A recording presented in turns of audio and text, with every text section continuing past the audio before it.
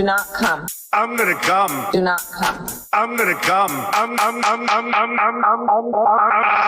gonna come. Your coconut tree is mine. Your coconut tree is mine. Your coconut tree is mine. Your coconut tree is mine. Do not come. Do not come. Do not come. You're a disgrace. You're a disgrace. Your coconut tree is mine.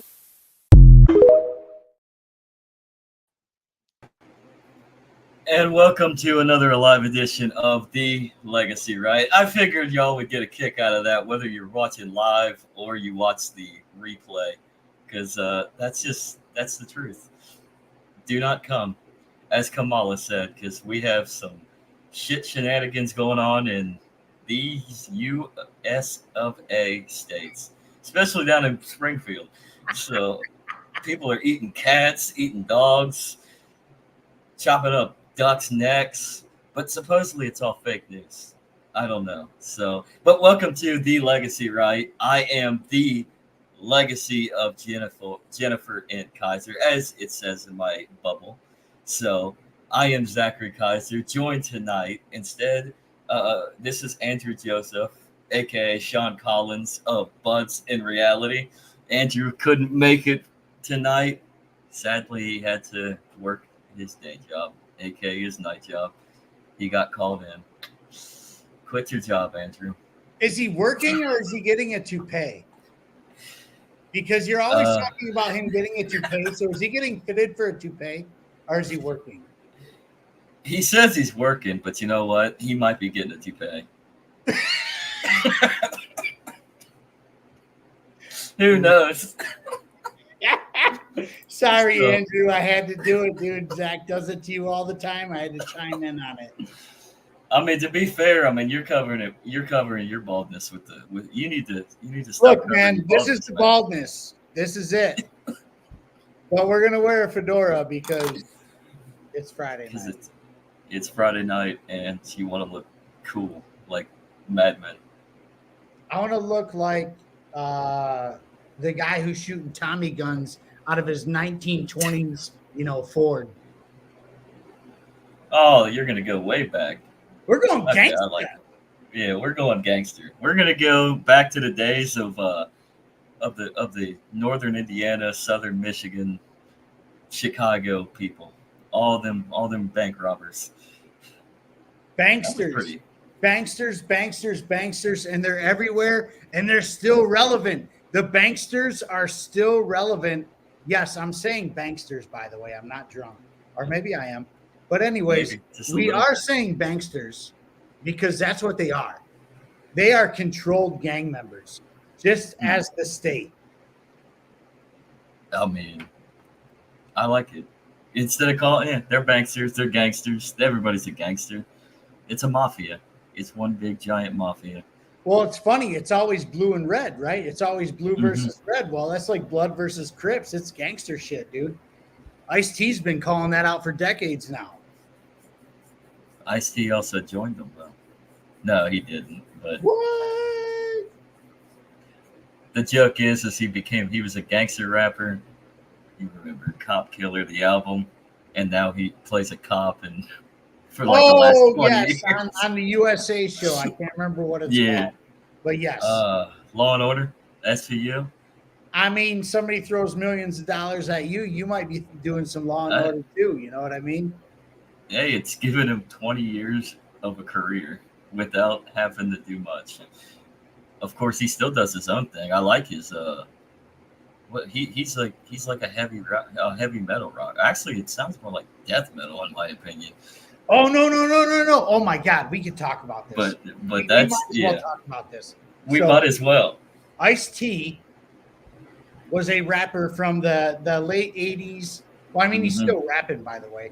But I mean, he kind of kicked off in the late 80s, really took off in the early 90s, and then started this hardcore band called Body Count in the early 90s. Body Count. which, as he would say, it's a mix between suicidal tendencies and Slayer and Black Sabbath, which he kind of hit the nail on the head. Like, I'm a big body does. So, like, you know, it kind of brings it all together, but it's very politically charged. Like in the early 90s, you know, they came out with their first album, a Body Count did, not Ice-T. And they had a song called Cop Killer, which, oh my God, started all this controversy, right? Ice-T started all this controversy with his band about Cop Killer. And they're like, oh my God, they're talking about killing cops and blah, blah, blah, blah, blah. You know? Well, he was talking about killing cops because cops were killing black people in the hood. You know? Exactly. For literally pretty much no reason. Like, they would just see a black person, like, look at the late 80s and early 90s, you know, because I'm only so old. I'm in my mid-40s at this point. But in the late 80s and early 90s, black people were being harassed by police in LA. It's just what it was. It's just what it was. Yeah. There's no sugarcoating it. You know, if you're a black person in Los Angeles, you were getting pulled over just for the sake of being black, and then they would do whatever they were going to do. And then the 1992 riots happened, Rodney King, you know, and shit hit the fan, and LA was on fire. You know, the police beat the hell out of Rodney King. You know, and a lot of naysayers would be like, well, he resisted, he did this, he did that. Rodney King did not deserve what he got at all. No. He was one man by, I believe, 5 police officers. It's been a long time. I think wasn't it five that actually got charged initially. Of course, they were all acquitted besides like one, and he got pretty much slapped on the wrist. Maybe they were all acquitted, but I think it was like 8 that were actually involved in the beating. Well, I mean, because somebody was recording it and all that stuff like that. Like, it's hard for me to remember all those years. I know. But I remember the video. They beat the hell out of him, you know, and then, you know, go back to the court cases, and, you know, they all got charged not guilty. Well, then the city of LA burned to the ground. That's what happened. That's what it was, you know. And you know, there's video proof to prove it, obviously. And they had like Reginald Denny. Reginald Denny was the truck driver that got all the attention, where, you know, he got drug out of his semi. They beat the shit out of him. They threw bricks at his face, whatever.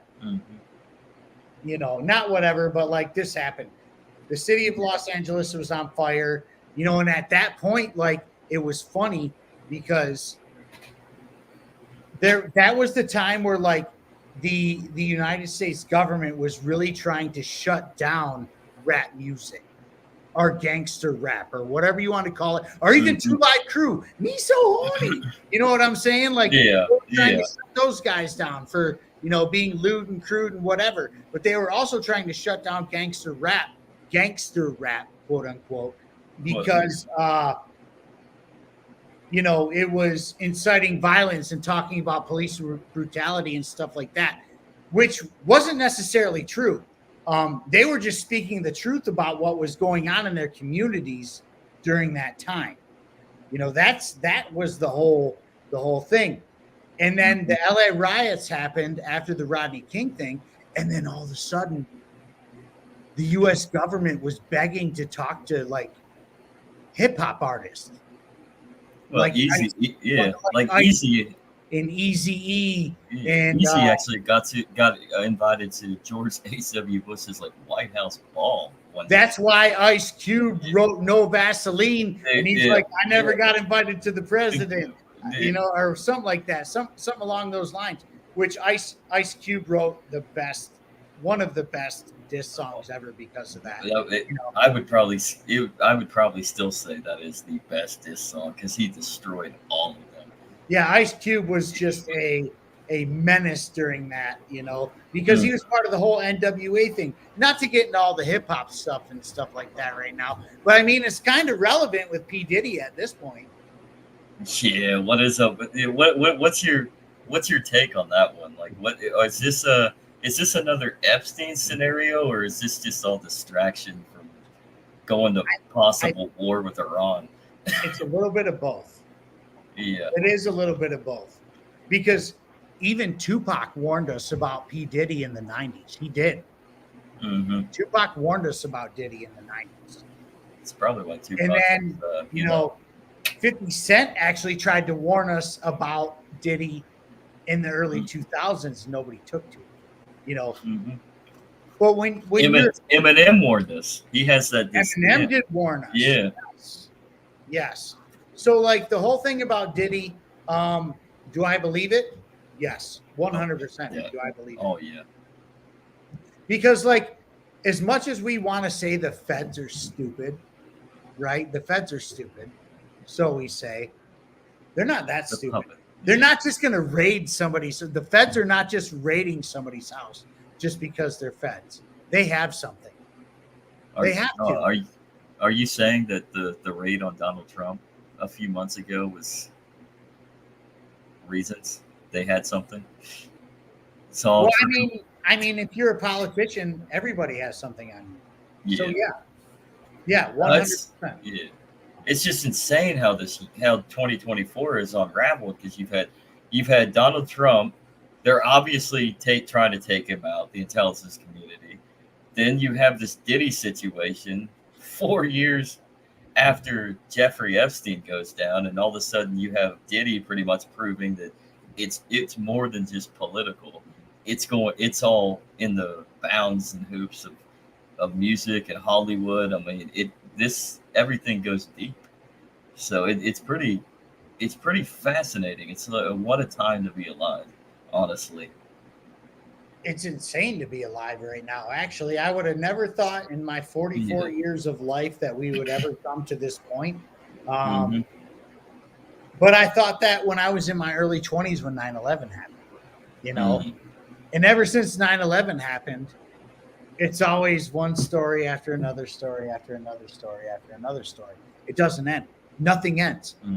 And the fact of the matter is that they need us distracted by what they're doing.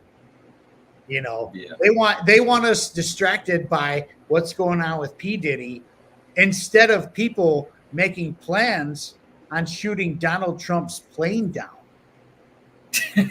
Because that's unreal. Ladies and gentlemen, I'm telling you right now. Oh God. There is a story out there, and it's not just a story. Well, I mean, who knows? Everything's a story at this point. But like, what up? What up? Tigers winner in the playoffs. Holy shit. I'm sorry, you guys. That's my boy, Chad. Chad. Nice. That's actually my best.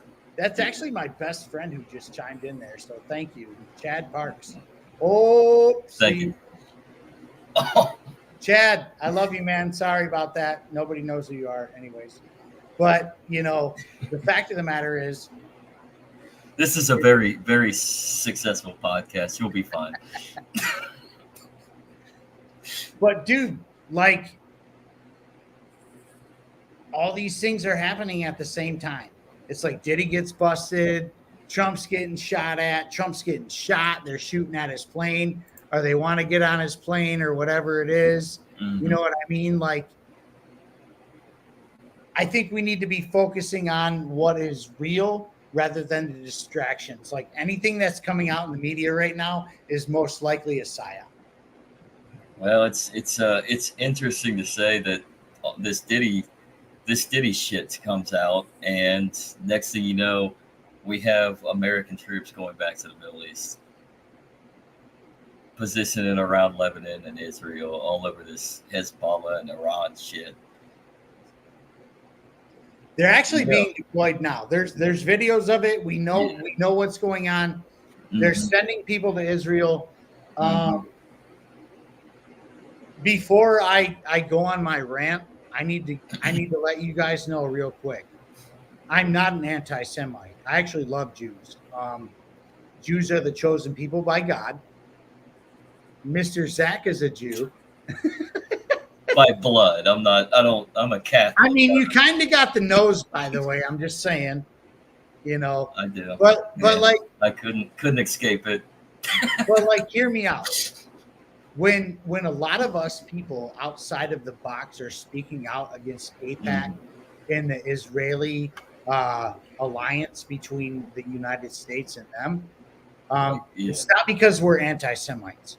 We're you know, it's because we don't like the relevance of Israel in our government. We don't like AIPAC, who funds literally everyone in our government. Everyone. We're talking Republicans, Democrats, all of them. Yeah. They are funding. AIPAC is funding everyone. And here's a little interesting tidbit for you guys. Nobody has received more AIPAC money since 1990 than Joe Biden. Period. Yeah. Nobody, and they say, yeah. nobody has received more money from AIPAC than Joe Biden.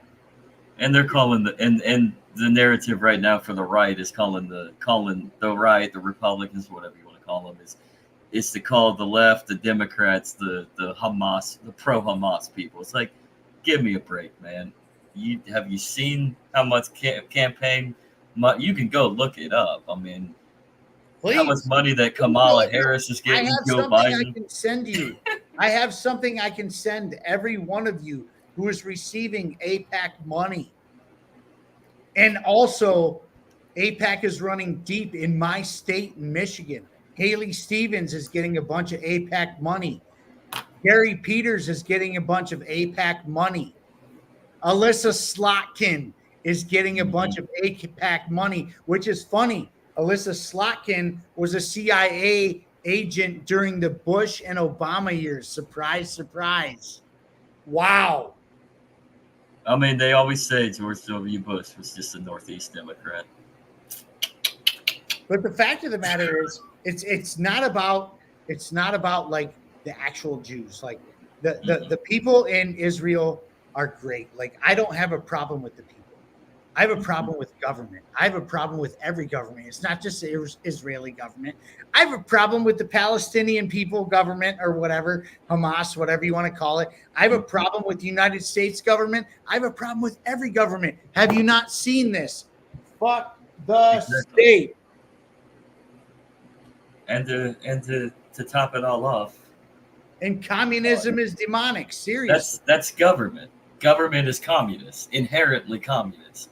Absolutely. It's communism is a utopia that cannot be and becomes a fascist dystopia. And if you don't believe that, look at Donald Trump's plan. He wants to cap credit card companies who at 10% interest. You want to start putting regulations on things? Yeah. Have a look at Argentina. Have a look at Venezuela. Have a look at the UK. Yeah. We've all talked to people from all over the world at this point. I believe in the UK, like Scotland in particular, as Stephen McNamara would say, they're paying 80 to 90% in taxes. Mm-hmm. But you know what? He's doing his thing and trying to fight that in his own little way. What I really love is what him and his wife are trying to do with the AEDs, with the defibrillators. That's a great plan. Try to get public transport or transit to kind of snipe into that idea and save some lives, because their healthcare system there is garbage. Like who wants to wait? Yeah. Surprise, surprise, it's socialism. Exactly. It's socialism. Yeah. Surprise, surprise. Look at socialist people complaining about socialist healthcare. Hello, ladies and gentlemen, which is really funny. Let's dig into that real quick, because at this point in the United States of America, where we are told we have free markets and free enterprise, right? We're told this. We are told this. There's nothing free about the market or the enterprise here in the United States. It's not even close. And if you want to call it cronyism, you're actually being kind of nice at that point. Because we, as much as the Republicans are like, we can't go to communism, we can't go to socialism, we can't do this or don't do that. Republicans are socialists by nature. They have all kinds of government plans. Down with socialism. Hell yeah. Absolutely. But no, seriously, God is good. God is great, actually. Mm-hmm. Whoever you are, God is great. God is not good. God is great. God is great. But like, or as my Arab brothers and sisters, Christian or Muslim, Allahu Akbar. God is great. Aloha snack bar. Aloha snack bar. That too. Sorry, I had to do it.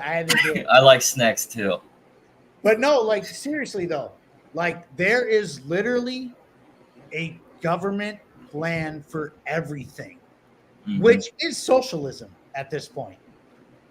And the Republicans are crying, no socialism, no socialism, no socialism. We're already there. The next step is communism. The next step, that is the next step. We are already at the socialist platform. You want to know what it takes to get to a doctor here in the United States? If you want a physical, Aloha snack bar. No, do you want to know? It's going to take you months just to see a doctor at this point. Why? Because of government interference. That's why. Mm-hmm. It's because they have a monopoly in healthcare. They have, and if you don't believe they have a monopoly in healthcare, oh my God, please go knock yourselves out and look it up. Or go look at our northern friends and see what they're. I mean, it's a shit show up there. They're literally offering people to off themselves, to help them off themselves because they have such a large. I can't think of the word. But they just have such a large pool of people that need help that they're just like, we can't treat everybody. So here, let's just unalive you. Well, they're already doing it here in America. So I have a good friend who goes by Sam. She used to be the Quantum Revival. She just literally changed her at handle on X and stuff. But like, she quit her job as an ICU nurse. Yep. Because her boss wanted to give a lethal dose of morphine to a client. Oh yeah, that's how we do it here, and we do it here by over medicating everybody to the point that they literally wanted her to kill him via shot with no consent or anything like that. And that's when she was like, "Yo, pump the brakes. It's over." She's been on my show before. She's been on the Legacy Ride as well. She's been on your show a couple times. Yeah, and she is an amazing human being and doing the Lord's work by giving you God's cures. She's giving you God's cures. Everything you need to heal yourself in the world can be brought to you through food. Honestly. Or through like, not to get all off on that tangent or whatever, but like you can literally get all the nutrients and chemical fighting agents that you need through food. Fruit and vegetables and meat are your friend. Eggs? Are you kidding me? But the system is telling you, hey, don't eat all those eggs. By the way, red meat's bad for you. Oh, and if you eat too much sugar, by the way, fruit's bad for you because fruit holds sugar. But you better eat our sugar that's ultra processed. Yeah, eat your Splenda or whatever the fuck is, modified in a lab somewhere. You know what I'm saying? I don't even call Splenda. It's not even sugar. It's like probably like 90% Activia or whatever the fuck it is. Like enough already. Like at a certain point, like Americans need to wake up and be like, hey, this is bad for us. We probably shouldn't be listening to the media anymore. And a lot of more people are waking up to it. A lot more people are waking up, but they're not waking up in enough masses. That's the problem. Like we need to wake people up by the millions and millions, and we're probably waking people up by the hundreds and hundreds. Yeah. One good thing though is like whether you agree with somebody like RFK, like his platform, especially since he's pretty much joined the Trump campaign, suspended his own campaign, is make America healthy again. What are your thoughts on that?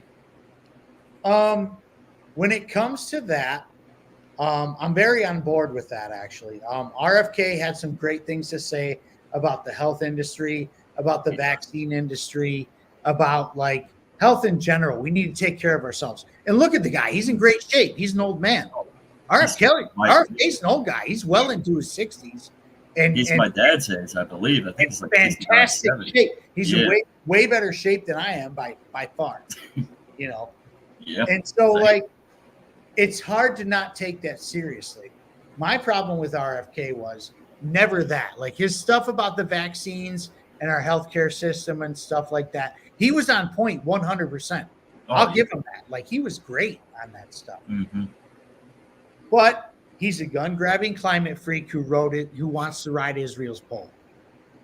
Yeah. You know what I mean? So, like, you lose me at that. Like, does he have some great takes? Yes. Do a lot of people have great takes? Yes, of course they do. Does that make them good? No. Mm-hmm. No, because in their grand scheme of things, they're just some more authoritarians. Or authoritarians, I should say. Authoritarians. I've heard it. You say tomato, I say tomato, whatever. Hey, they're probably all worshiping Thor right now. Although who wouldn't? They're all worshiping Satan. That's what they do. Yeah, that's the state is actually inherently evil. Yeah. You know, and the problem with the state is, in the first place, is that it exists. That's the biggest problem with the state, is that it exists. It is a hard look at authority where, like, they are the authority, where, you know, we're supposed to be we the people, but it's really them the people. You know, we the people, we're just a bunch of peasants. They treat us like that every day of our lives. Mm-hmm. If you don't believe that, see taxation, dude. Where did you consent to taxation? Nobody. Technically, if you go into the bylaws, and I know there's a lot of code in the IRS. Bylaws of what though? What bylaws? The IRS. It actually states in the IRS bylaws that it's voluntary, but they understand that nobody's going to actually go in and read all of that. So if people actually knew the fact that really the IRS and this tax system is voluntary, people would stop.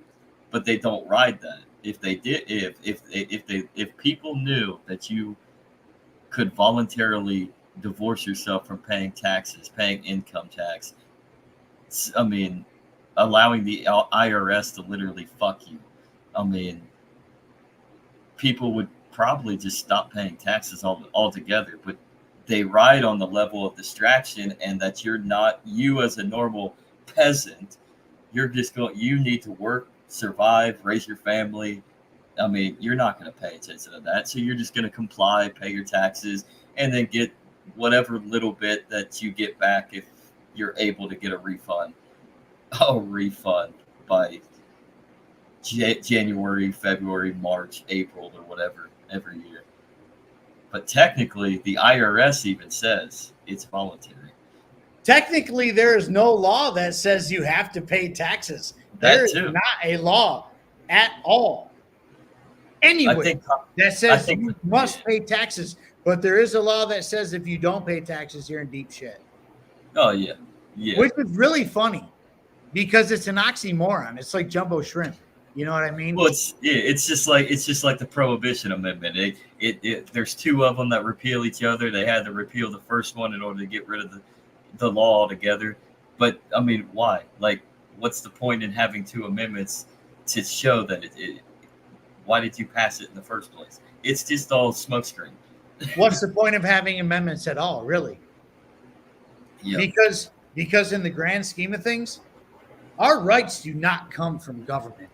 They come from the Almighty God. Period. Mm-hmm. So, like, when women freak out when people are talking about we need to repeal the 19th Amendment, it's not because we want to, like, keep women from voting. Mm-hmm. It's just because it shouldn't be a thing anyways. Yes, Chad. Everyone stop paying taxes. Stop voting and stop paying taxes. Seriously. No, at a certain point, like, we need to wake up and be like, no, we're not doing this anymore. And we're not there yet, but people are waking up, just not enough. Exactly. So I think this might be Andrew here.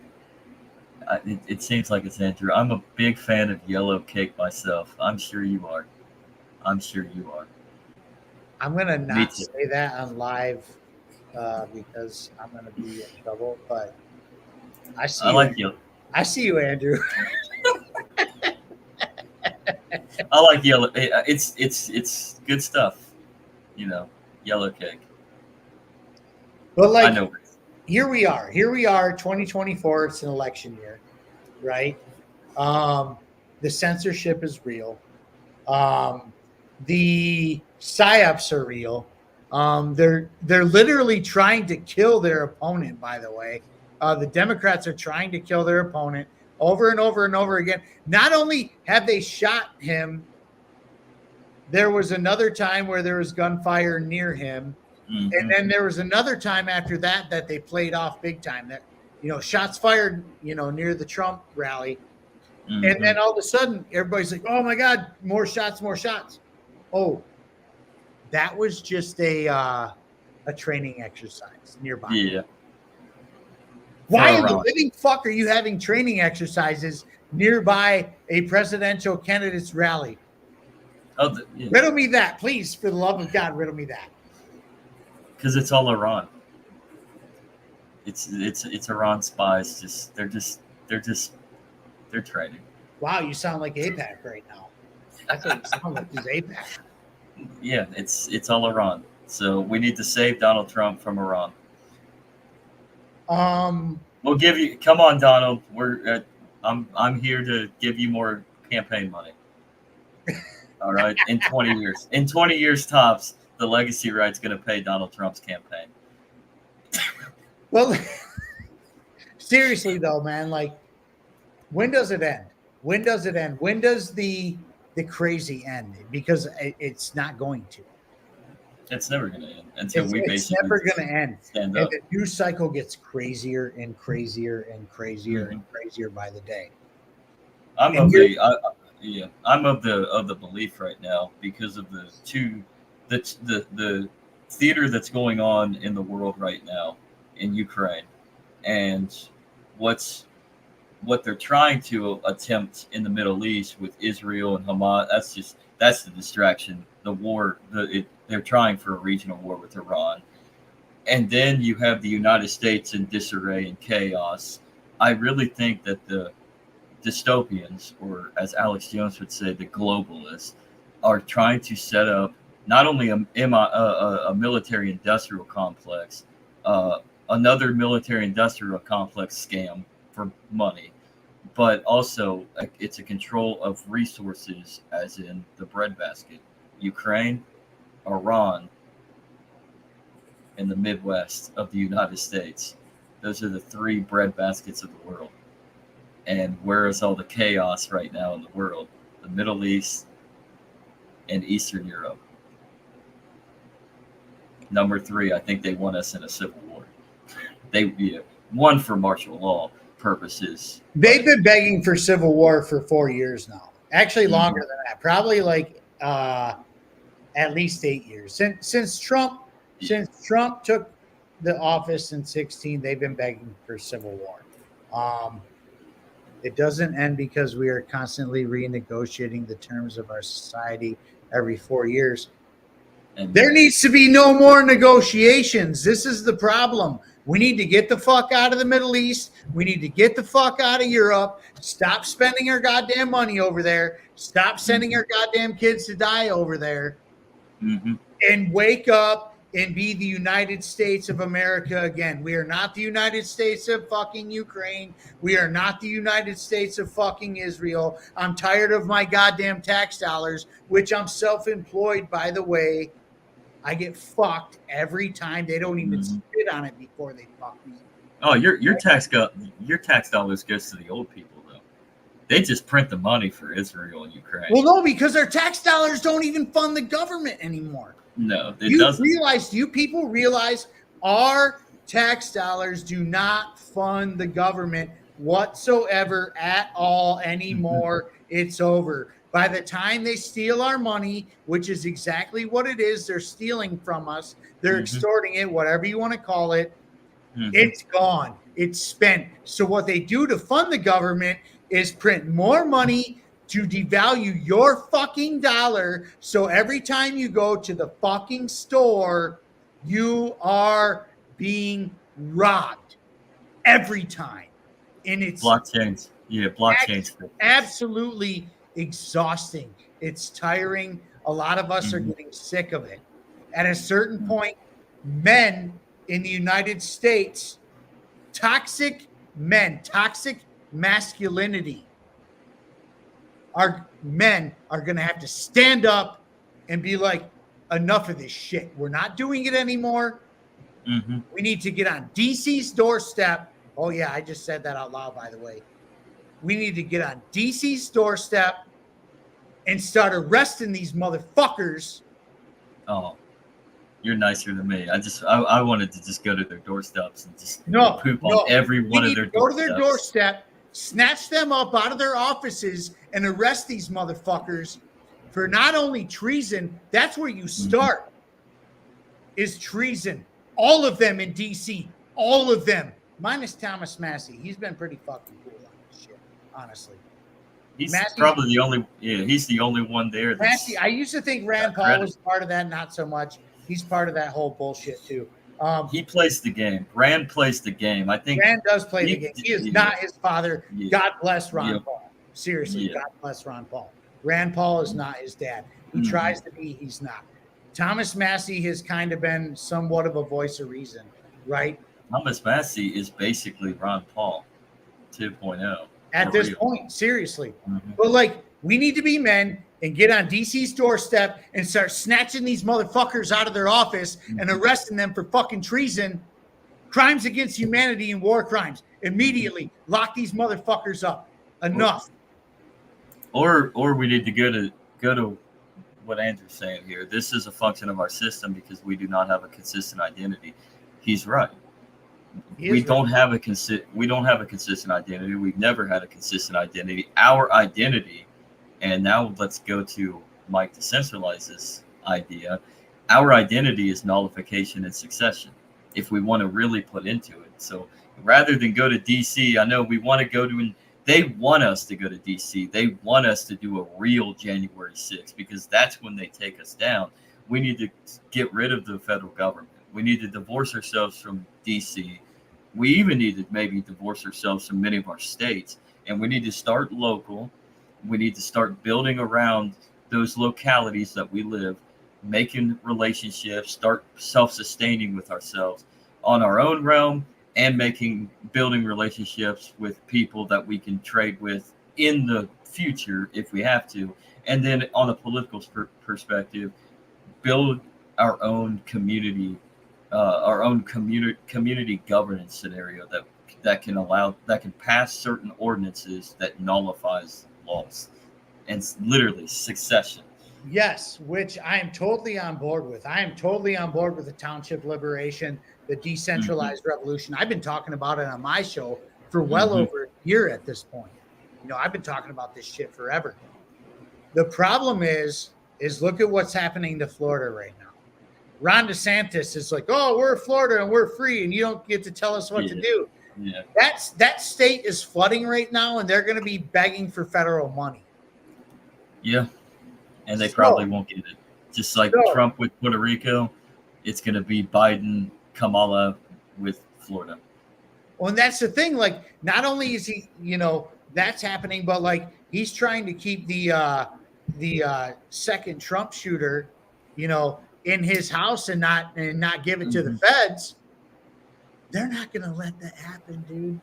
They're not going to let that happen. Ron DeSantis is about to get a healthy dose of democracy if he keeps that up. I'm telling you what, he's going to. Well, he's going to kid. He's going to kid. He's going to have to. He doesn't have a choice because his state doesn't make enough money to fix the flooding and stuff, what happens there. So, like, this is what I'm talking about. When it comes to decentralization and nullification, when you want to do this, you have to make sure your state, your township, your city is bringing in enough money to be able to handle things such as Florida, such as Texas, because, let's not forget, Texas was like, we're going to secede from the federal government. We're going to leave the union. And then they got that big ice storm and they're like, please, please, please, we need some money. Come save. Yeah. No, your state They're has doing the same. Yeah. Texas is doing the same thing with the border crisis too. Please, please, please come give us more money. Give us. This is what I'm saying. You have to be self-sufficient if you're going to be talking about secession and leaving the union. You have to make sure your state is bringing in money, commerce. You have to make sure businesses are booming. You have to make sure that, the taxation is very little to none at all. I mean, as an anarchist, I would love to see no taxes, but the way this country and these states are built at this point, like, you're not just going to abolish taxes and everything's going to be okay. I think Texas is trying. I think Texas is trying to abolish property tax now. No, you can abolish property taxes. Yeah, dude, I have been planning something for quite some time. I don't want to say too much about much or whatever, but I am planning on a political run, and I've been doing my homework. And you have to. One thing I know for sure through doing homework is the money has to be flowing into your region in order to pull off what you're going to try to pull off. You can't just chop off at the mouth. Like, don't be every other politician that's going to say, we're going to do this, this, this, and this. Like, Kamala Harris and fucking Trump are both like, we're going to do all these things. Neither of them have a plan. They don't have a plan to do what they're talking about. It all sounds good on paper, but they're not giving you a plan. I'm coming up with a plan just in case I decide to do something stupid like run for office in 2026, which I really don't want to do at all. My wife doesn't want me to do it. I don't want to do it, but I will do it just for the sake of, like, taking the goddamn power back, dude. Yeah. But, like, it's all about money. Like, all this shit is money, money, money, money, money. And if you're not making it, you're not going to make it. So, like, hypothetically, if I took over the state of Michigan as the governor and I said I want to secede from the union and I can do it, which I probably could because I'm surrounded by not only a national border, but other states' borders with a lot of farm and industry and automotive industry and stuff like that. Like, it's funny. Like, let's just put it this way. Michigan could secede from the union before Texas or Florida ever could. Yeah. Seriously. I'm dead serious about that. We have the commerce and the industry and the national borders that could pull it off. Not Florida, not Texas, not any of them. They're not ready. They don't even know how to do it. Texas should, because it's in their national identity. I mean, they were a republic at one point, but they begged and begged and begged, and then they got into the United States. They were annexed, and then we went to war with Mexico over a border dispute. Surprise, surprise. Surprise, surprise. And it was actually, if you really want to look at it, we were probably illegally in Mexico. So we're illegally here in America in the first place. Seriously, this is not our land. The people from England came here and fucking stole it. This land isn't ours. This land is the Native Americans or the Indians, whatever you want to call them. This is their land, which, by the way, the Indians were all pretty much Spanish Americans. Straight up. For the most part, especially out west, when you have a lot of mestizos because of Spain coming in. Because that's another thing. We stole land that was in the west. After the war, we forced Mexico to concede with all the western territory with the Treaty of Guadalupe. I think it was Guadalupe, and then and we go from there. And many of those people, we inherited not a rather large population, but a rather large population of indigenous people to that area, and many of which were mestizos. They were Spanish. They were mixed bloods, Spanish and indigenous. So yeah, and we took it from them, and that was that. I shouldn't even say we weren't even alive yet, I mean, yeah, I mean, our government, or I should say, everybody loves Andrew Jackson for ending the second bank, but Andrew Jackson illegally invaded, chasing the Seminoles, illegally invaded Florida, was told not to do it because it might start an international fiasco, still did it anyways, crossed from Georgia to Florida, ended up taking Spanish territory in what is now like Pensacola and like Alabama and whatever, but ended up taking that, kept it, and then forced our federal government to have to pretty much, in order to save face, just pay the Spanish, and the Spanish who didn't want war because they were losing power, and it wasn't very long. This was like the 1810s, so it wouldn't have been very long before Spain got kicked out, and you had the revolutions in Mexico, Central America in the 1820s, but they didn't want a war. They weren't ready for a war, even with little old young United States. So we paid them off because Andrew Jackson led an illegal invasion into Florida and took some Spanish territory. Andrew Jackson was a son of a bitch, and I believe he actually axed two central banks. I believe Andrew Jackson took down two central banks, which, thank God, because a lot of people don't realize, a lot of people don't even know what the Federal Reserve is. But the ones who do know what it is, the Federal Reserve is actually the fourth central bank in the United States. There was three other ones before that. Andrew Jackson took down two of them. But guess what happened to every single central bank? Why did they collapse? What happened? I'll let you take it, please. What happened? Oh, they collapsed. What do you think they're doing? The Federal Reserve's doing? They're manipulating interest rates. They're causing speculative pricing upon a stock market. So we're in the same boat as we were back in 1819, the Great Panic of 1819. There's nothing new under the sun. They've been doing this shit for hundreds of thousands of years. Look at Rome. The collapse of Rome happened because, I've talked about this thousands of times on my show, like Rome collapsed because of the debasement of the dollar and endless wars. They couldn't afford to take the wars no more. They debased the dollar into nothing. And migration. Thank you.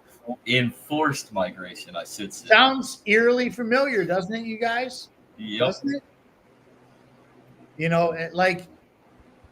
Like history, the one thing we learn from history is that we never learn from history. That's the one thing we learn. I actually appreciate your knowledge of history. You know a lot more than I do about history, honestly. I'm more of your economics and foreign policy guy more than anything. I know some history, yes, but like all the history. So I appreciate you for that. I'm just a nerd, but I don't know. I'm just the type of guy that just reads and watches documentaries and explores, but I don't know a whole lot about history. I mean, I just know little bits and pieces here and there. So, well, would you agree that we've never learned from history ever because it keeps repeating itself? No, for real. That we keep on repeating ourselves because I think that's the dichotomy of the human struggle, right? I think we're just destined to suffer upon this earth that we don't learn from our own mistakes. And I think that's biblical, in my opinion. I think that goes to our struggle on earth with trying to find ourselves. That's free will. That's it. God gave us free will, and we keep on falling into our own temptations with the devil. Well, I mean, I'm kind of glad you did bring up the Bible because, we are fulfilling prophecy at this point.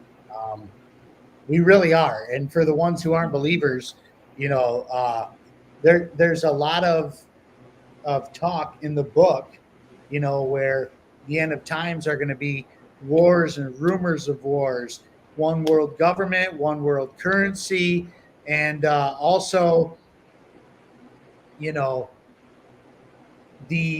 I don't want to say the worship. I gotta watch my words. It also speaks of like you know, well, I'll say it. People are worshiping, false idols. This is the thing where they in the end days, like people are worshiping government. That's the false idol. Like government is not God. Government is not your ruler. Actually, as a matter of fact, you are your own ruler. And this takes Christians the wrong way a lot, but like Jesus Christ is the OG anarchist agorist. He really is. And a lot of Christians, conservatives, how can you say that? But to the Christian progressives, he was a socialist. There's no such thing as a Christian progressive. No, like that's not a label that's been given. Like there's no such thing as a progressive Christian. There's a Christians, and then there's not Christians. Yeah, that's just what it is. And Christians believe in the Bible and in the Word. Spirituality has ruined Christianity. There's a big difference between the two. Big difference. Spirituality is you can go on the side of a mountain and or sing Kumbaya or whatever the hell you're doing or whatever. But like, I'm glad you brought that up. I'm actually glad you brought that up with the spirituality, the spiritualism, because that's how the Republican Party was fulfilled. Especially with the influx of the Free Soilers, that was the first initial socialist establishment that kind of fell apart pretty quickly. But that has roots in the New Age movement of the 1830s and 40s, called the spiritual and the seances, which I don't have a problem if you want to delve into that. Just be careful. But the spiritualism, and then the politics, and then Karl Marx's rhetoric that finally fulfilled in 1848 with the publishing of the Communist Manifesto, kind of helped consolidate, and it spread to. They say that communism never spread to the United States until we were in the Cold War with the Soviet Union. No, it got to the United States in the 1840s and the 1850s, because you had guys like Horace Greeley that were publishing works for that Friedrich Engels and Karl Marx alike were actually fulfilling in his newspaper in New York. Horace Greeley, a congressman, also a very close earpiece to Abraham Lincoln, who was not a socialist, by the way, but he is very revered by the Communist Party of the USSR. USA. Lincoln? Yeah, Lincoln. Lincoln was a goddamn communist. I don't care what anybody says. I don't care. I would argue that Lincoln was an astute constitutionalist, literal constitutionalist in the absence of the Bill of Rights.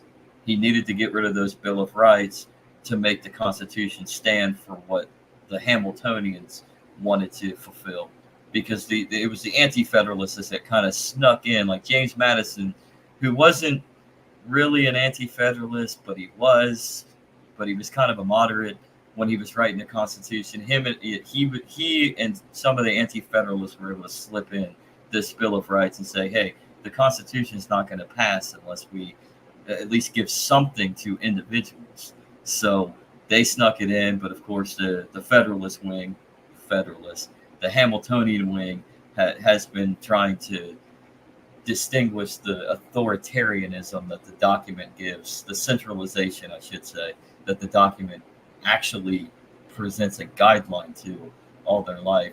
While the Jeffersonian wing, Jefferson and post-Jefferson, and including Andrew Jackson with his early day Democratic Party, have been trying to moderate it, but even in their moderation, they've become just as authoritarian, especially with the slave thing, the owning people as property and trying to fulfill that as a constitutional right.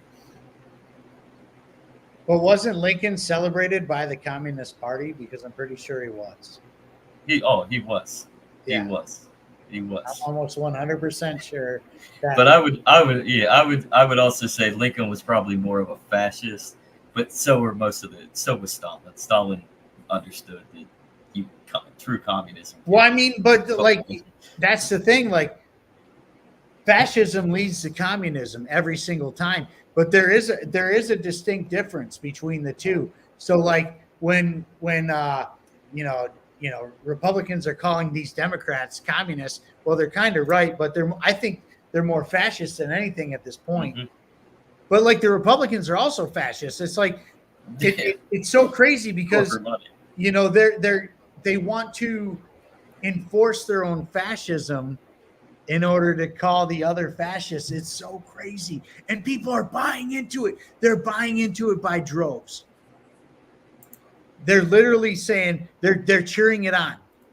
They're cheering it on. Even dude. Hey Josh Eco, I hope you're listening to this, you asshole. Yeah, I'm doing that right now. Josh Eco, Mr. I was a libertarian just months ago. I like Josh, but I can disagree with him on a lot. But I do agree because I've had him on, and he has a lot to say on the localist idea, and I agree with him on that. I mean, I think we can bring him to the township liberation side. I think we can, but at the same time, because his the guy doesn't rhetoric. know what he is. The guy was I a don't think- libertarian yeah. just months Yeah. ago, and then all of a sudden he's this liberal, and now Yeah. he's a straight up communist freaking Harris supporter. Like Yeah, you're either on the grift or you don't know what the hell's going on. Like that's how it is. Yeah, he's either that big of a grifter, or he just doesn't know what the hell. He doesn't know how to function in social media world. but he's literally saying, like he was literally talking about Abraham Lincoln not too long ago. Mhm. And I was like, wait a minute here. Like Abraham Lincoln was not, I don't even remember what he said, but I kind of was like, yo, Abraham Lincoln was this, not that. And I caught some hell for it, whatever. But what I'm saying is right now is that there's people hiding behind certain labels in order to achieve their agenda. And he's one of them. I mean, One of them. yeah, I can certainly see that. Hi. How you doing, buddy? I mean, I know that's, you had him on your show or whatever, but like, no. Because You you got to call shit out like that. Yeah, you bring a good point. Like, as a human being and as an individual, these people can be pretty good. They can actually be. You wouldn't know that. You couldn't possibly know that they might have an ulterior agenda against you, because of how well they present themselves with you and how kind they are, how respectful. But then it's literally it's literally a Marxist infiltration tactic, right? I mean, this is what the Marxists have always done since Karl Marx became a thing, brought socialism to the forefront in a political, economical philosophy, whatever the hell that means, right? Before they mathematically made it something, right? So Marxism is an infiltrator, and it's no doubt in my mind when you look back into the 1950s with McCarthyism, Joe McCarthy was right. Hollywood still just covered in communist crap. I mean, and it's finally coming out in the open. Hollywood's more than just communists. They're Satanists, but there you go. Holly weird is what I love to call it. Weird. Those people are fucked up. You literally have to sell yourself to the devil in order to be a part of that agenda. You have to. Yeah. You have no morals at that point. And also, this is the funny part, is that we are everyday Americans here. You, me, people watching this show right now are everyday Americans. We're just normal people. The one thing we're not is rich. Okay? These people who are telling you who to vote for and what to think, they have enough money to where it doesn't matter. They don't care. They don't care. So why the fuck do you care what Oprah's saying? Why the fuck do you care what, Obama's saying? Why the fuck do you care about what, whatever Holly weird celeb faggot is, saying, dude? It doesn't matter because they have all the money in the world and everything, all the resources they need at their fingertips. Let's just put it this way. Taylor Swift, a young lady, young cat lady, that And I say that with cats of my own. But a young cat lady who I am appalled that she is my age, is literally going to get people out there manipulated to vote for Kamala Harris, because that's how much power that she has, just because of all the money she's made and the publicity that she has. But check this out. This is the best part. This is the best part about what you just said. Yeah. Taylor Swift is a literal billionaire. Yeah. But the Democrats are out there saying tax the rich, eat the rich, billionaires are bad. But she's the face of them at this point. Hey. Like, what the fuck, man? Are you kidding me? Yeah, I will say, I mean, at least Zuck has become a libertarian. What do you think about that? Is that a psyop, or is he coming to terms, or is he He's just a faggotarian?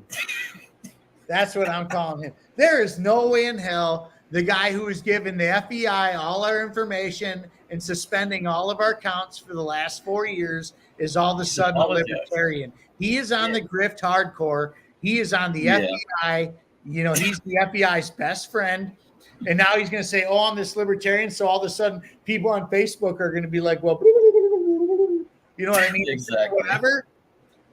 Now all of a sudden everybody's got feds at their house knocking at the door. Get the fuck out of here, dude. No way. No way. That is the dumbest shit I've ever seen in my entire life. That is, anybody who's falling for it is a retard, period.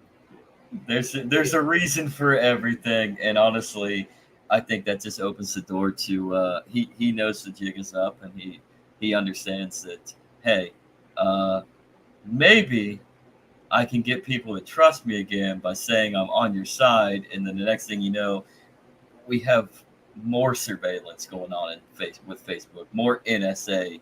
How much more surveillance do you get? We have the Patriot Act, and then they gave us FISA 702. Just China.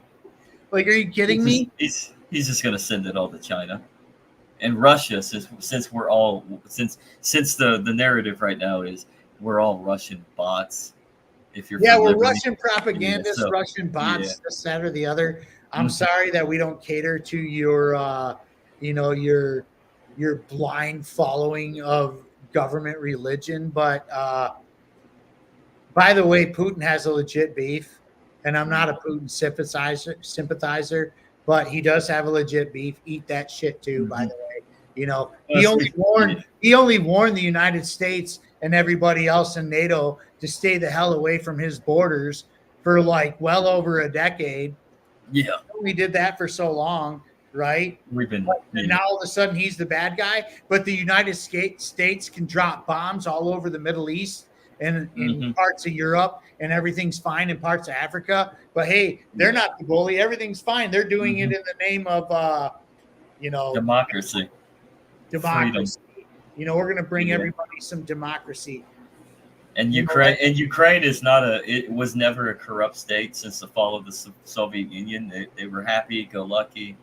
The government was great to their people. They didn't make dirty deals. The United States government didn't overthrow the Ukrainian government in 2014 and put their own CIA operatives in their government until Zelensky came, which most likely Zelensky is CIA, because Zelensky's he wouldn't be getting all this money.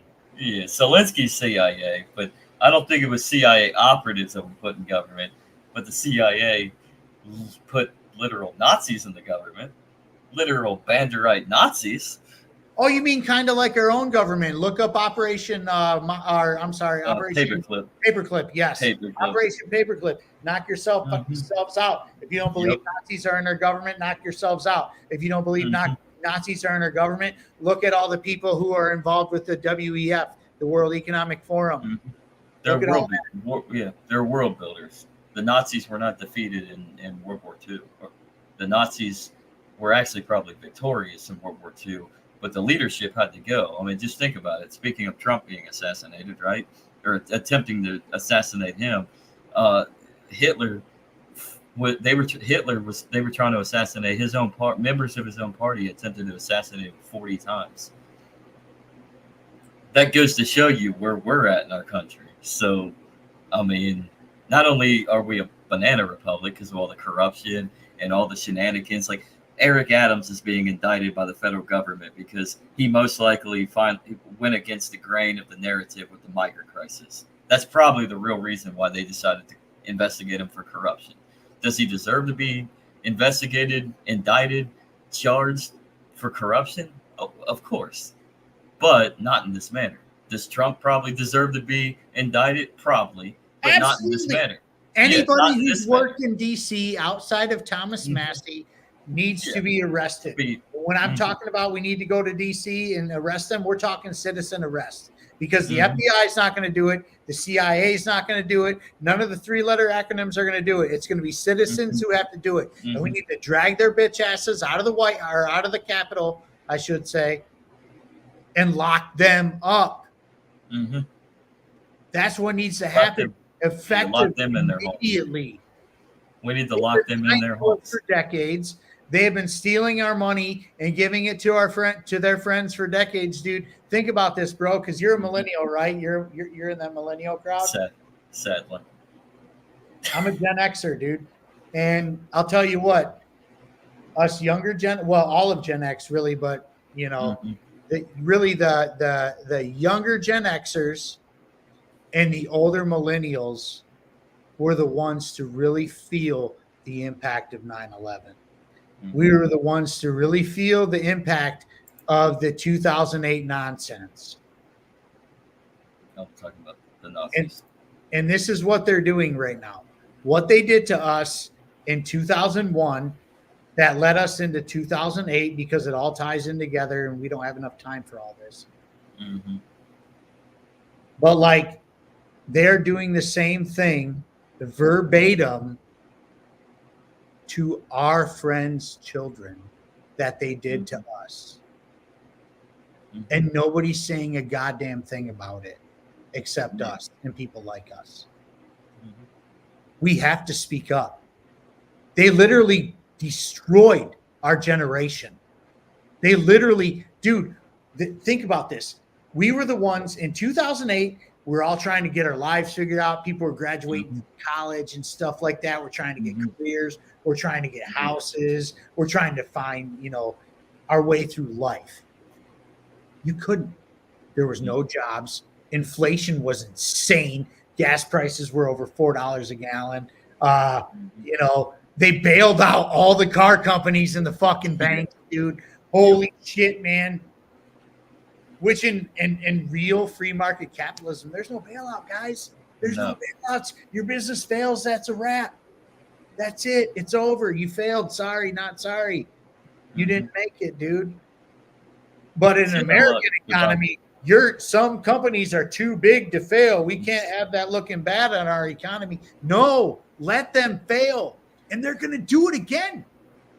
They're fucking with all these wars right now. They're fucking with the money. They won't stop printing money. They will not stop printing money because they know that the dollar is going to collapse anyway. So they're like, fuck it. We're just going to keep doing it, And then all of a sudden, our friends' kids are growing up and coming out of school and trying to find jobs and trying to get loans for houses and buy the houses. Dude, you can't even buy a house right now. No. The interest rates are insane. They just dropped them a little bit, whatever, which will follow by some more inflation, by the way. But anyways, it doesn't matter how much they drop the interest rates. These kids are not buying houses unless they get a job or a career, I should say, that pays them well into the six figures. Anybody who's not making well into the six figures at this point is not buying a house. They're not going to have assets. They're not going to own anything because they can't. In this day and age, you have to probably have at least $500,000, like 500. You got to be making at least $500,000 a year to probably be able to afford anything without having to go paycheck to paycheck. Unless you want to live somewhere in a very sketchy neighborhood where like things are still cheap. But who wants to do that? Who wants to go live in this? Who's going to move their family into the sketchy neighborhood? They'd rather pay $3,500 a month for rent somewhere and eat ramen noodles every day. You know what I'm saying? Like, this is what they're doing. It's not going to stop. Things aren't going to get better. We're not voting our way out of this. All these, if Trump gets in, he's going to fix everything. No, he's not. As a matter of fact, I can prove he's not. He might have that wall. That wall might finally get built, but what's that going to do? Wall us in. And they're still going to find a way to get in. There's still talks, there's still like names on Trump's list in his cabinet that are extremely sketchy. Yeah. When you speak of Larry Fink and Jamie Dimon, they're on his list of people who could be in his cabinet. For Fed chair. I can see Fed chair and Treasury Secretary. Yeah, I can see Dimon. I don't know if Fink is on that list now, especially with the first assassin, the retard that tweaked the ear, supposedly was in the BlackRock commercial. Well, the thing is about Larry Fink Trump, is he. Let me walk this back a little bit. Larry Fink is obviously the CEO of BlackRock, right? He's the CEO of BlackRock,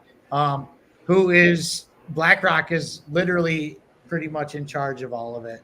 BlackRock, Vanguard, State Street, CIA. It's a CIA operation. All of it is.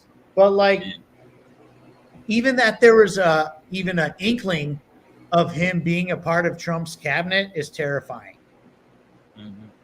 Jamie Dimon even being in the conversation of being in the Trump cabinet is terrifying. Jamie Dimon is the CEO of JP Morgan. Who's JP Morgan? The OG JP Morgan that originally went to Jekyll Island to come up with the Federal Reserve. You can't just start putting central bankers in all these, positions of power. What up, dude? But I don't know what to say or where to go from here other than we're not going to vote our way out of this.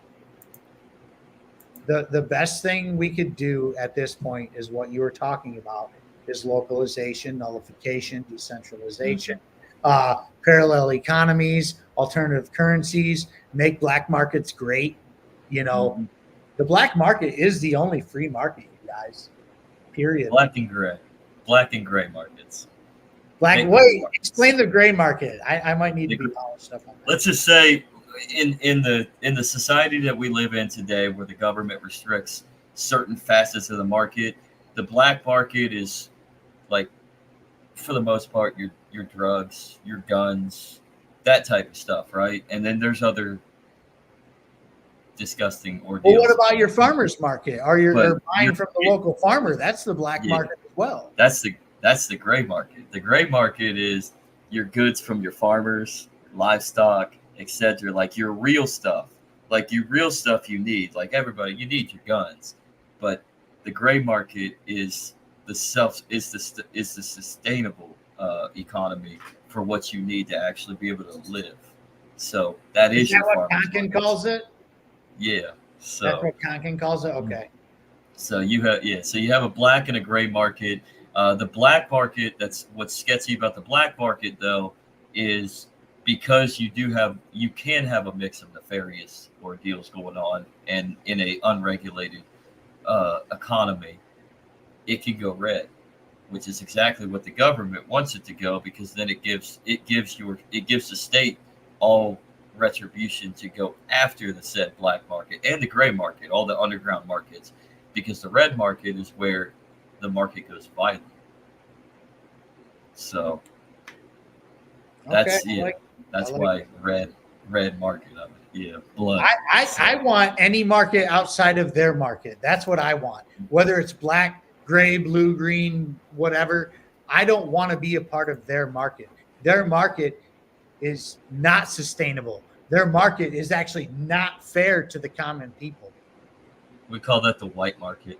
And that's going to make BLM so proud that I said that. They're coming to burn down your house. They're coming to burn your house down, man. So it's always been a black and white thing with a little gray in the middle. I like it. I got a lot of gray in the middle in this beard here, so I dig the gray. Mm-hmm. Definitely. Just make it all gray. No, we're not there yet. Just get stressed out. Yeah. Just get really stressed out and just go full on Walter Block. Santa Claus. You kind of have the Walter Block. He kind of looks like Santa Claus right now. I love Walter Block, man. He is if you guys don't know who Walter Block is, you guys need to look him up. Dude. The guy he's awesome. What's your take on? He worked with Ron Paul. That was Ron Paul's pretty much right-hand man, during 2008, I believe. Ron Paul and Peter Schiff actually were his two economic advisors. Block on the in theory, and Peter Schiff basically in practice. Both of them were on the campaign. And Walter Block actually had a little say in our boy's book, I believe. Our boy Ancap Air. He wrote the foreword, right? He wrote the foreword. Yep. Am I getting that right? Yeah, Walter Block wrote the foreword in the Liberty Solution, which you guys please read that. It is a great anarcho-capitalist manifesto written by our friend Derek Wills. I hope you're watching, buddy. I miss you, man. I love you. But man, Block knew what was up for sure. Mm-hmm. What's your take on, as we finish up? There's two things I want to try to get your take on. Okay. The first one, since we just jumped up, this one's kind of just jumped up. Walter Block and his Israel take. What's your take on Walter Block and the Israel situation? Because he's kind of promoted that he understands, from my perspective on it, his take goes off of more of a idea of defense purposes. Like Israel has a right to defend themselves against Hamas. I think what gets crossed the line is there are people dying in a collateral damage war. Okay. Okay. Oh man. So Israel has the right to defend itself. Every country has the right to defend itself. Obviously, mm-hmm. Israel mm-hmm. feels that they were attacked on October 7th. But I mean, a lot plays into that. I don't want to get into too much conspiracy or whatever, but Israel did prop up Hamas. They did fund Hamas. Mm-hmm. They did, help get that going. They really did. And so did the United States. Of course they did, because Israel and the United States hold hands. Mm-hmm. Hold dicks. But then Israel turned around and killed Hamas's leader after that, the first time, because they killed him again recently. That was Beirut, right? Yeah, they killed the Hamas leader. So if you look at it in the grand scheme of things, did Hamas have a legit beef? Well, you kill somebody's leader, and I'm not saying what's right, what's wrong, or anything. I'm just giving you a broad perspective on things. Somebody kills a resistance group's leader, you're going to be met with some resistance. That's just the way it goes. I honestly don't believe that October 7th was a surprise. I think they knew it was coming, kind of like they did with 9/11. They did. In fact, it's known at this point that I believe Egyptian intelligence actually told Israeli intelligence Hamas is planning something. And the fact of the matter, and this is a fact. This is fact. Guerrillas with guns are not just crossing the Israeli border. I'm sorry. No. Not sorry. They're not. Israel's borders are not the United States borders. They don't have tens of thousands of people crossing the border every day. No. People are checked like they're just not having people cross the border, especially people with weapons and such.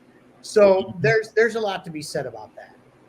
And there's probably not enough time to get into all that. But does Israel feel they have the right to defend themselves? Sure.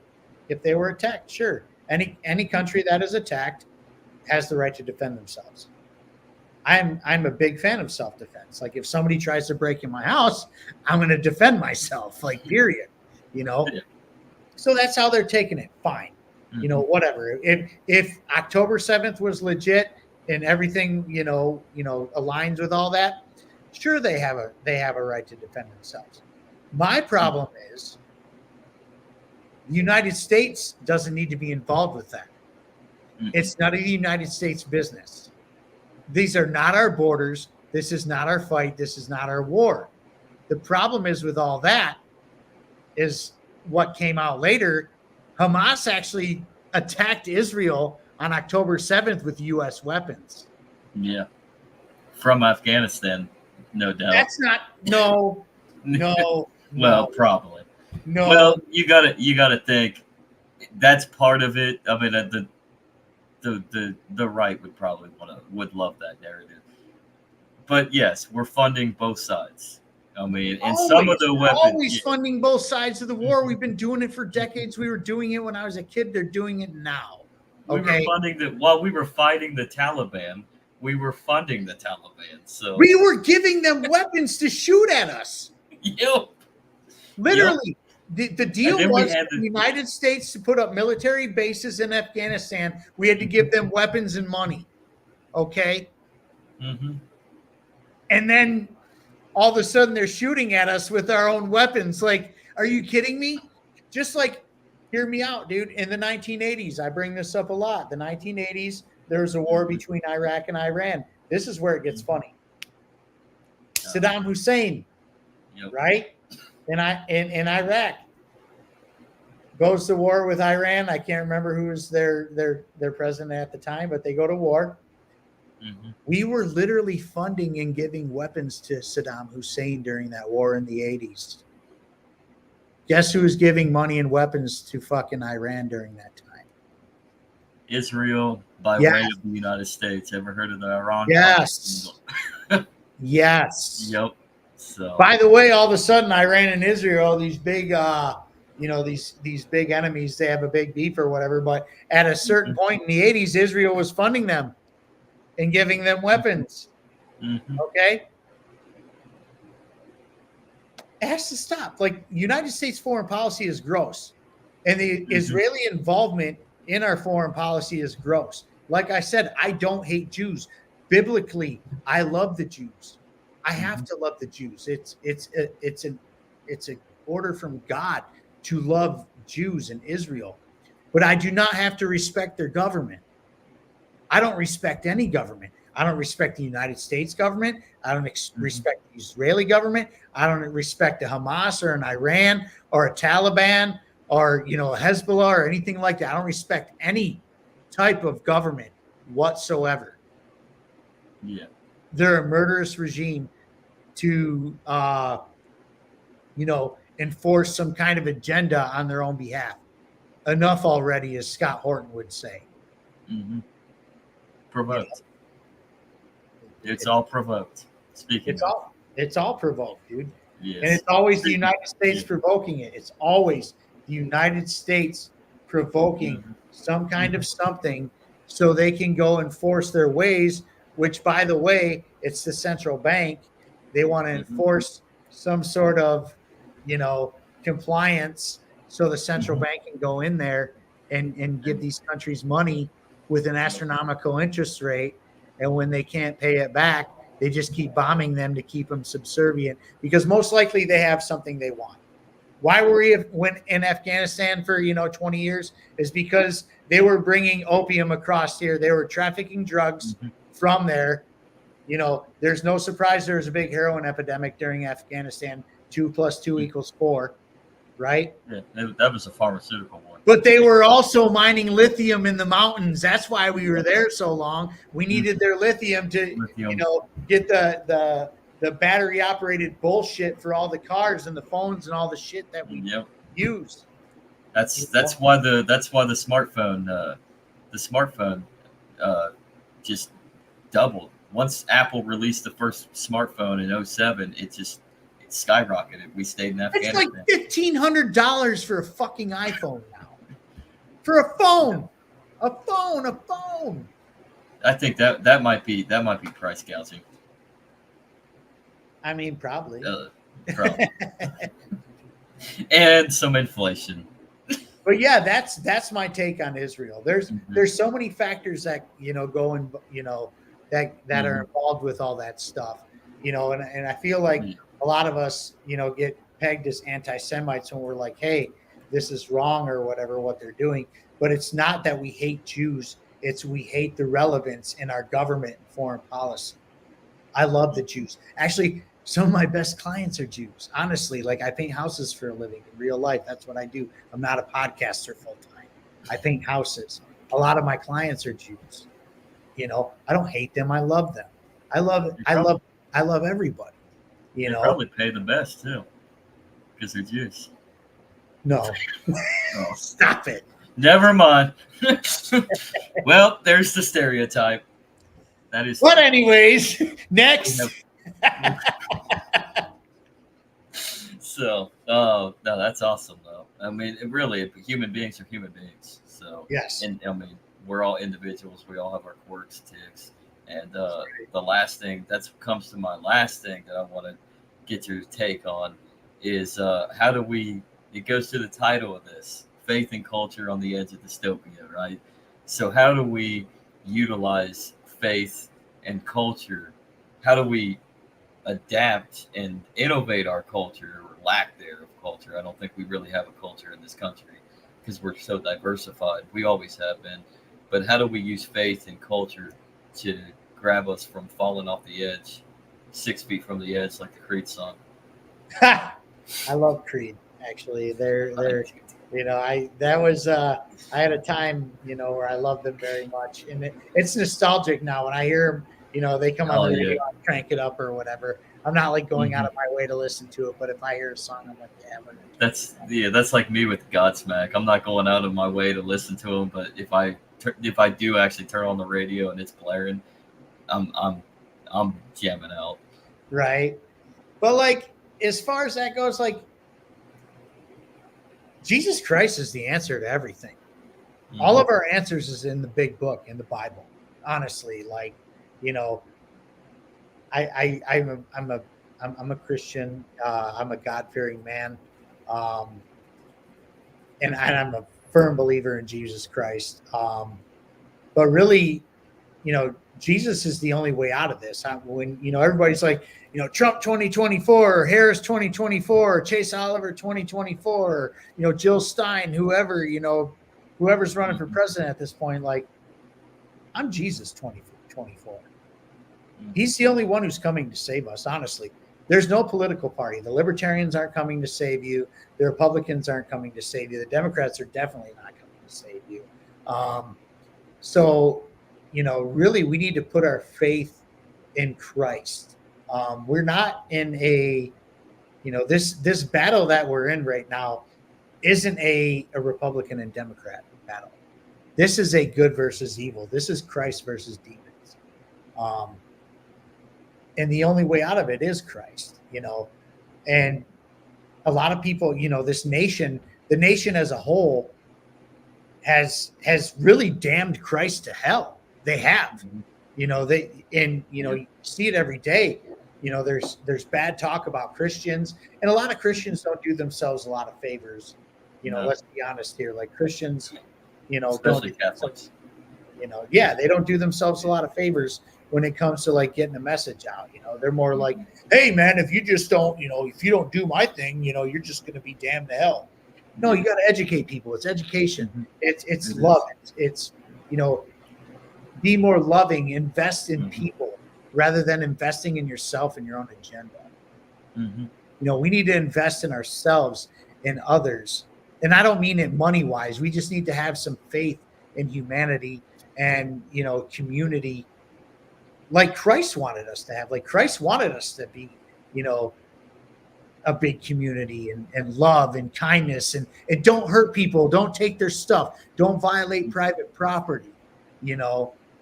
Women have rights. Jesus was the first advocate for that. And he was like, and instead, the government and the media has done a great job of damning Christianity. They really have. To make Christians look like these horrible people, especially when it comes to the infanticide thing, because Christians believe that, the life begins at conception, and it does. It really does. And I'm not one of those hardcore, bashers of abortion. Like, I do believe in exceptions of the life of the mother, rape and incest and stuff like that. I really do believe in that, because nobody wants to bring a child into this world under a form of evil. And if it really came down to, like, if my wife was pregnant and it came down to her life or the child's life, my girl's staying with me, dude. Like, I don't know. I love my wife more than anything. I could live without her. So like, I get bumps saying that. But like, seriously, man, like, quick question though on that though. But what if she told you, save the child? Because it's a piece of her would still be there. What if she told you, make sure to save the child? I would respect her wishes. Yeah. Because I mean, you'd still see your wife every day at that point. But I would, if that was something that she pleaded with me about, I would respect her wishes as she would have respected mine. Like, I went through something last year where I could have died. And I was like, hey, if these circumstances come up, you got to let me go. Because I'm not going to be on machines or anything like that. You have to let me go. And she respected those wishes. She said, okay. You know what I mean? So like, if she begged and pleaded with me, as much as I wouldn't want to, like, if she begged and pleaded with me to do that, I would respect her wishes. Yes. 100%. Oh man, that's love. Oh man, that's what faith's about, right? It's love. But like that, the whole thing about infanticide is they push this thing it's this right. It's a right. Nothing that requires the labor of another human being is a right, period. Period. It's not. Murder is not a God-given right. I'm sorry, dude. Like, it's just not. And so, like, as far as infanticide being, because it's not abortion, it's infanticide. Like, they're murdering babies at that point. All these shit leftards will be like, oh, guns are the biggest killer of these children. No, it's not. It's not even close. It's infanticide. It's not even a close, like, gamble. Like, and if you want to get rid of the guns and the abortion issue, we'll just go straight to the middle and say, no, it's accidents, and accidents always occur, and that can be anything. That's the number one issue. Well, like, we really gotta get back to God. This nation needs to get back to God. We need to get back to, faith. We need to get back to community. We need to get back to love. People don't love each other anymore. People don't, as a matter of fact, they're like, stay the hell away from me, get away. You know what I mean? And I get that. I was one of the, I don't really want, like, a bunch of people in my business or whatever, but we need to have a sense of community. Like, if Sally needs a cup of sugar or a cup of milk down the road, I want her to feel free to come to my house and be like, hey, can I have a cup of sugar or a cup of milk or whatever? Please, you can have it. Take this gallon, actually. Whatever you need. Or like, if there's an elderly lady, and this is very anarchist actually, if there's an elderly lady down the road struggling to make ends meet, like, as a community and as somebody who follows Christ, we need to go help that lady at the end of the street, no matter what. Even if it's just a few bucks, we all pony up together, get her some food on the table, or help her pay, her mortgage or her electricity bill or something like that. I know it's hard in this economic crisis that we're in right now. Everybody's broke. Unless you're loaded, you're broke, dude, period. We're all living it. We're all living this nightmare of, dystopian, inflation, and, how are we going to get through this, because no matter what, no matter how much money you're making, the inflation's going to take it. Like, we're at a point where, like, me being self-employed, like, there was a time where things were very, very good. And now they're like, I'm just like everybody else now, because, like, the inflation has taken over, and, like, I'm paying all these prices, just like everybody else. I'm like, well, things aren't so good no more. So imagine, somebody who was, in the middle class-ish, maybe upper middle class-ish, region is now just your everyday guy. Now imagine what that's doing to the poor. Now think about that. I just broke it down for you. Like, imagine being like a middle class, upper middle class guy to being just your everyday guy. Well, what about these people who weren't even middle class in the first place? Yeah. They've done this. They did this to us. It wasn't anybody. It wasn't somebody being lazy. It wasn't somebody who just doesn't not want to go to work. Like, we are literally, I don't want to use this, we're all in this together, thing, but like, we kind of are at this point. Yeah. Like, we're all trying to figure out how we're going to pay the next thing, because they have inflated everything so much and devalued our dollar so much to where, like, our hands are up going, what the hell, man? What's next? What's next? What's coming next? And that's sad. And this is why we need Christ more than ever, because Christ will provide. Jesus Christ will provide. All you got to do is pray and ask him. Mm-hmm. Period. I think Garth Brooks did a song about that, unanswered prayers. So, and unanswered, that's probably the most answered prayer is the ones that you feel are unanswered. Right. Yeah. Right. I mean, God communicates with you. It may take some time. You got to put in the work. I mean, you can't just, it's just not no happy-go-lucky, like, oh, God, give me a brand new car. And like 2 hours later, you got a brand new car. That's the other thing. Like, a lot of people expect, like, hey, we're going to pray and everything's going to be okay. Like, you actually have to put in the work too. You really do. Like, you just don't get blessed with things. Sometimes people do, though. Sometimes the Lord just blesses people. Honestly. Yeah. He blessed me many times. Honestly. Like, dude, I could tell you in 2020, in 2021, 2019, business was booming. Not so much now, but all you can do is just keep chipping at it, keep working and keep doing your thing, keep praying. Don't give up. Don't ever give up. Do not give up ever.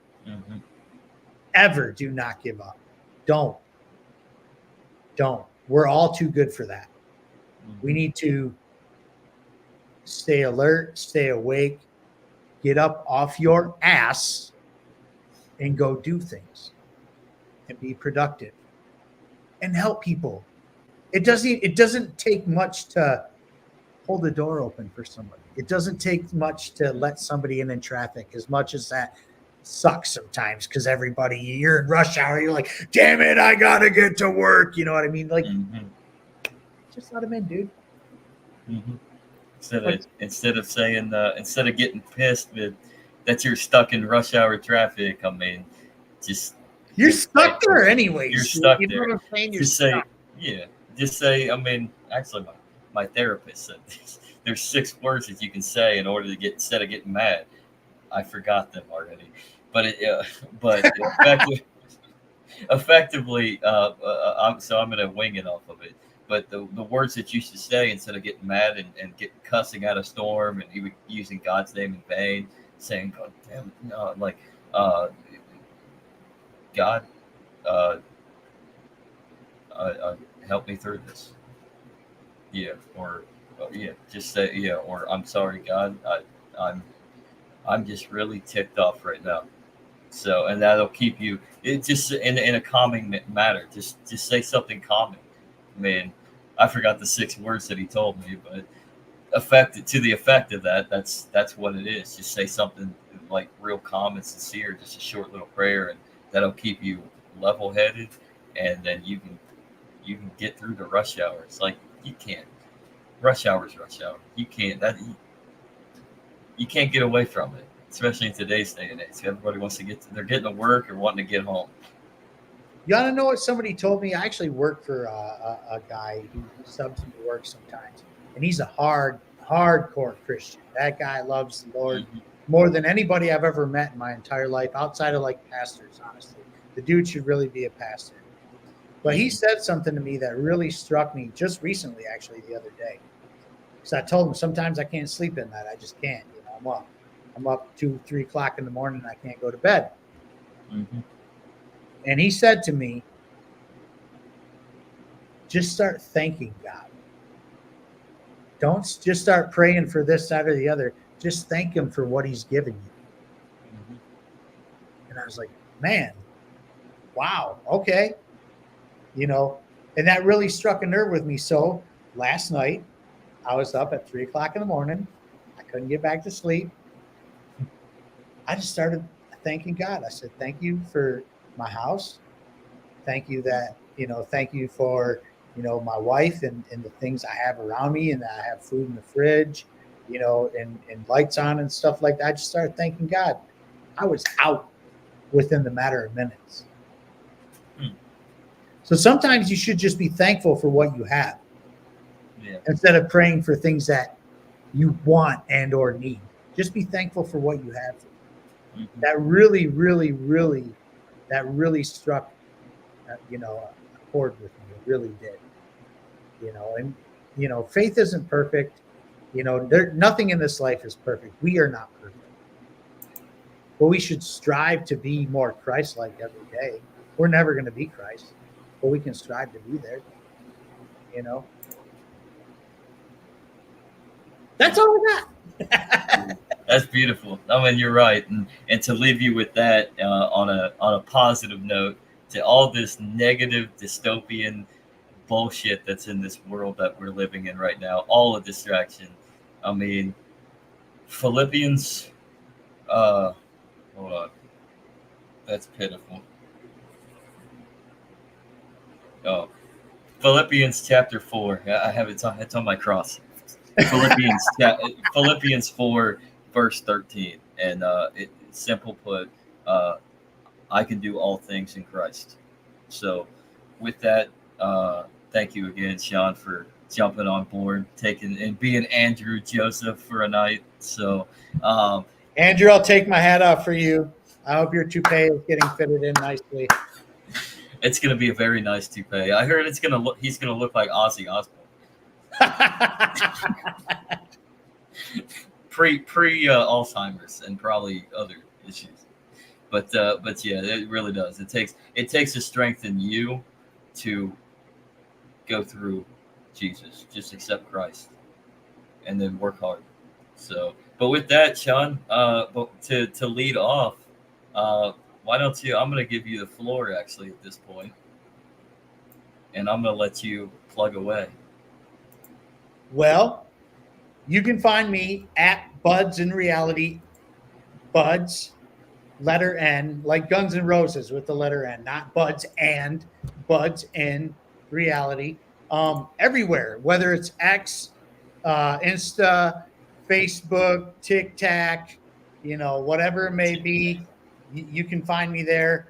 I do run a podcast that's once a week that comes out every Tuesday. Zach will actually be my Tuesday guest. Let's get the spoiler alert out there now. I'm on his show. He'll be on my show. We do the thing or whatever. But, that's where you can find me.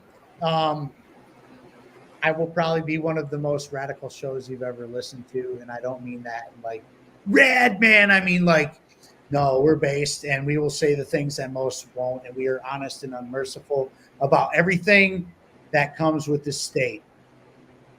And that's my plug. Nice.